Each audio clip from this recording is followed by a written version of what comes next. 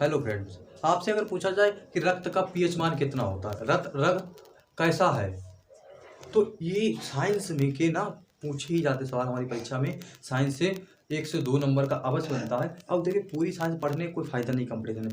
मैं आपको वो कराऊंगा जो पेपर में घुमा फिरा के वही बार बार पूछे जाते हैं।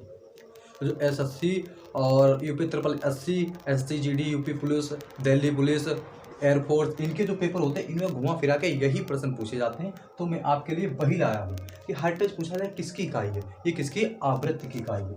ये कई बार पूछे गए हैं और बार बार पूछे जाते रहेंगे क्योंकि यहाँ से बाहर नहीं जाएगा। अरे भोपाल गैस त्रासदी हुई थी, आपको पता होगी कि इसमें पूछा जाता है कि कौन सी गैस निकली थी। इसमें कौन सी गैस निकली थी? Methyl isocyanate. मिथाइल आइसोसाइनेट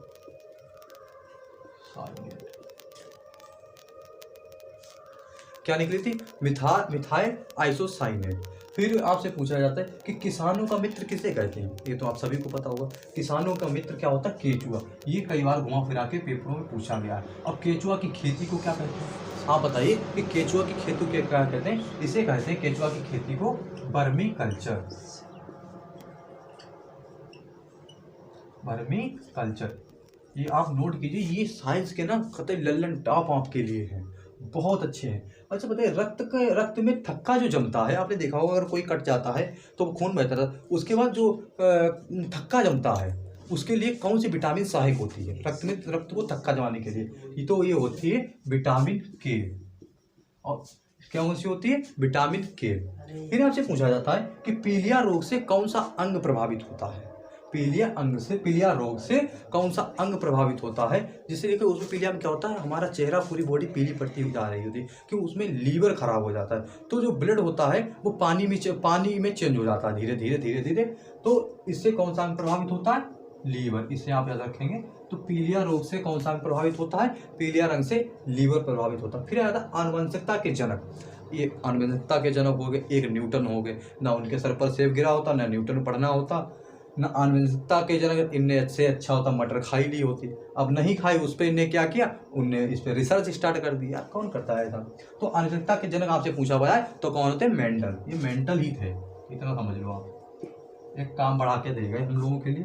फिर आ जाता है हीमोफीलिया रोग। हीमोफीलिया रोग को क्या कहते हैं? अगर आपसे पूछा जाए कि शाही रोग किसे कहते हैं तो वो शाही रोग, ये हीमोफीलिया। अब इसे आप पूछेंगे शाही रोग क्यों कहते हैं? शाही रोग इसका नाम क्यों दिया गया? शाही रोग इसका नाम इसलिए दिया गया कि ब्रिटेन की महारानी को हुआ था। अब ब्रिटेन की महारानी को होगी तो इसे शाही रोग बोला ही जाएगा। अब ये किस प्रकार का रोग होता है? कौन सा था? हाँ, हीमोफीलिया। तो हीमोफीलिया को क्या कहते हैं? ये आनुवंशिक होता है और ब्रिटेन की महारानी को हुआ था। कैसा रोग होता है? आनुवंशिक होता है। उसके आ जाता है हमारा कि शुष्क बर्फ। शुष्क बर्फ किसे कहते हैं? शुष्क बर्फ आप बताइए किसे कहते हैं? शुष्क बर्फ बोलते हैं CO2 को। शुष्क बर्फ CO2 को। फिर आपसे पूछ लेंगे कि भारी जल किसे कहते हैं? भारी जल का फार्मूला क्या होगा? उसका होता है D2O। ये आपको याद रखना है। फिर आ जाता है पदार्थ की चौथी अवस्था क्या होती है? पहली अवस्था कौन सी होती है? ठोस, द्रव, गैस। पदार्थ की चौथी अवस्था एग्जाम में कई बार पूछी गई, ये होती है प्लाज्मा। प्लाज्मा क्या होता है? प्लाज्मा हमारे रक्त में पाया जाता है। आपने देखा होगा प्लाज्मा डोनेट किया जा रहा था कोरोना के टाइम में बहुत ज़्यादा। तो प्लाज्मा क्या होता है? पदार्थ की चौथी अवस्था क्या होती है? प्लाज्मा। ये हल्का पीले रंग का होता है। अच्छा भारी जल, चलिए मैंने भारी जल ले भी लिया है। भारी जल का फार्मूला क्या होता है? भारी जल का फार्मूला होता है D2O। अब आपसे पूछ लिया जाए कि ब्लड किस प्रकार का है? ब्लड सरल तरल संयोजी ऊतक है। अगर आ जाए तो आप बता दीजिएगा, ब्लड सरल तरल संयोजी ऊतक है। फिर ब्लड का पीएच मान आपसे पूछ लिया जाए कितना होता है? ब्लड का पीएच मान 7.4 होता है। ये हल्का क्षारीय होता है। इसके अध्ययन को क्या कहते हैं? इसके अध्ययन को हेमेटोलॉजी कहते हैं। और क्या होता है? ये हमारे ब्लड हमारे शरीर में कितना होता है? हमारे शरीर में ये होता है वजन का 7%। तो शरीर के वजन का होता है उसका 7% हमारे शरीर में ब्लड होता है। फिर अच्छा आपसे पूछ लिया जाए कि CH4 गैस क्या होती है? Marsh gas. मार्स गैस क्या होती है? तो मार्स गैस होती है CH4। और ये CH4 क्या होती है? ये निकलती कहाँ से? अगर आपसे पूछ ले तो आपने देखा होगा जानवर होते हैं वो जुगाली करते हैं। जो भैंस हो गई, गाय हो गई, वो बैठे बैठे मुंह चलाते रहते हैं, तो जुगाली करते हैं। तो जुगाली करते हैं तो वो वहाँ से क्या निकलती है, मार्स गैस मतलब मीथेन निकलती है। और कहाँ से अच्छा निकलती है ये धान की जो खेती होती है वहाँ से भी निकलती है। उसके बाद फिर और कहाँ से निकलती है, दलदली भूमि से भी निकलती है। आपसे ये क्वेश्चन कहीं से भी पूछ लिया जाए, देखिए मैं साइंस की डोज आपके लिए एक से एक बेहतरीन लाऊंगा और वही प्रश्न लाऊंगा जो एग्जाम में अधिक बार पूछे गए हैं।